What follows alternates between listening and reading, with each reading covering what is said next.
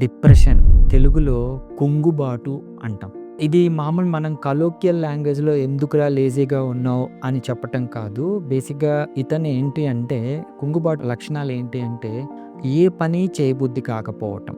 తెల్లవారితో ఎర్లీగా కొంతమంది లేసేస్తారు. అంటే యాక్చువల్‌గా నిద్ర పట్టదు. నిద్ర పట్టినా కానీ తెల్లవారుజామున లేసేస్తారు. అంటే యూజువల్ అవర్స్ కన్నా 2 అవర్స్ బిఫోర్ లేస్తారట. సో, దాంతో పాటు చిన్న పని చేసినా ఎక్కువ అలసిపోయినట్టు ఉండడం. వాళ్ళకి శక్తి లేక కాదు. They feel like they are not able to do anything. Concentration levels ఒక చిన్న పని చెప్తే దాని మీద ధ్యాస ఉండకపోవటం. చిన్న చిన్నవి మర్చిపోవటం.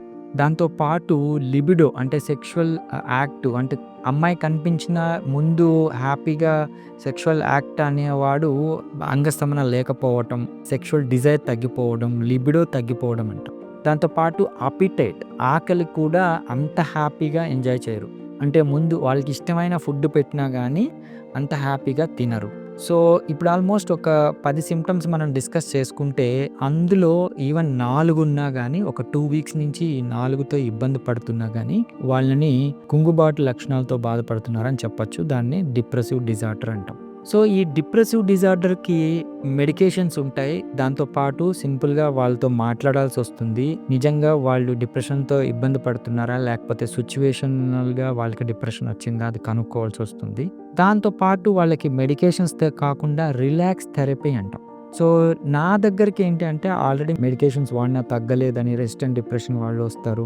వాళ్ళకి నేను అడిషనల్‌గా ఏంటంటే రిలాక్స్ థెరపీ, మైండ్‌ని రిలాక్స్ చేసే థెరపీ పెడతాను. వాళ్ళు హ్యాపీగా కోలుకుంటారు. వాళ్ళ వయసుకు తగ్గ పనులు చేసుకుంటారు. ప్రొడక్టివ్ థాట్స్ ఇంప్రూవ్ అవుతాయి. నెగెటివ్ థాట్స్ తగ్గుతాయి. ఎనర్జెటిక్‌గా ఉంటారు. సోషలైజేషన్ ఇంప్రూవ్ అవుతుంది. అంటే ఈ డిప్రెషన్‌లో ఉన్న వాళ్ళు ఏంటంటే ఎవరితో మాట్లాడబుద్ధి కాదు. వాళ్ళు మాట్లాడినా దూరంగా వెళ్ళిపోతారు. అంటే అగ్రెసివ్‌నెస్ కోపం కూడా వస్తుంది. సో, ఇలాంటివన్నీ తగ్గి హ్యాపీగా 10 మందితో కలిసి ఎంజాయ్ చేసి ఆ మాటని కూడా హ్యాపీగా రిసీవ్ చేసుకునే టైప్‌కి రావాల్సొస్తుంది. సో, ఈ రిలాక్స్ థెరపీ ఏం చేస్తుందంటే ఈ డిప్రెషన్ ఎందుకొస్తుంది బేసికల్‌గా మన బ్రెయిన్‌లో కొన్ని హ్యాపీ హార్మోన్స్ అనేటివి ఉంటాయి. ఆ డోపమిన్ గానీ, సెర్టలిన్ కానీ, ఈస్ట్రోజన్ గానీ ఇవన్నీ ఉంటాయి. Like happy hormones. ఈ హ్యాపీ హార్మోన్స్‌లో మార్పుల వల్ల వాళ్ళు ఇలా ఫీల్ అవుతుంటారు. దాన్ని ఇంప్రవైజ్ చేసే టెక్నికే ఈ రిలాక్స్ థెరపీ. కౌన్సిలింగ్ కాదు, కూర్చొని పెట్టి చెప్పటం కాదు. మన ఫ్రెండ్స్ కూడా ఇదేం లేదు, ఏం లేదు అంటుంటారు కానీ అలాగా వాళ్ళకి బూస్ట్ ఇవ్వటం కాదు. వాళ్ళకి తగ్గట్టు మనం మాట్లాడాల్సొస్తుంది. దాంతో పాటు ఈ రిలాక్స్ థెరపీ చేసుకుంటే వాళ్ళు హ్యాపీగా ఇంప్రవైజ్ అయిపోతారు. సో, ఈ రిలాక్స్ థెరపీ ఏంటంటే బ్రెయిన్‌కి కరెంట్ థెరపీ కాదు.